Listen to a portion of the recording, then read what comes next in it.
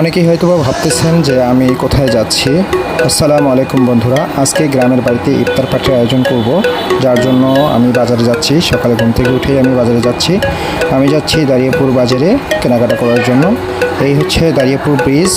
আজকে ইফতার পার্টির জন্য আমরা তেহরি রান্না করেছিলাম। এই তেহরি রান্না করার জন্য যত আইটেম লাগে, মাংস থেকে শুরু করে সমস্ত তেহরির আইটেম নিয়ে এসেছি, মশলা, চাল সবই নিয়ে এসেছিলাম। আজকের এই তেহরিটা আমি এবং আমার ওয়াইফ একসাথে মিলে রান্না করেছি। যদিও রান্নাটা আমার ওয়াইফ করেছে, আমি তার সহযোগী হিসেবে ছিলাম।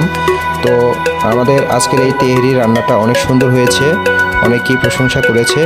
তো আপনাদেরকে এই ভিডিওর মাধ্যমে শুধু রান্নার অংশগুলো দেখানো হয়েছে। পরবর্তী ভিডিওতে আপনাদেরকে ইনশাআল্লাহ প্যাকেটিং এবং ইফতারিতে তেহরি কীরকম হলো এটা দেখানোর চেষ্টা করব। এই তেহরি রান্নাতে এই চাল এবং অন্যান্য আইটেম একসঙ্গে দেওয়ার পরে নাড়তে খুব কষ্ট হচ্ছিল। প্রথম দিকে যদিও সহজ মনে হচ্ছিল, পরবর্তীতে অনেক কষ্ট হয়েছে আমার।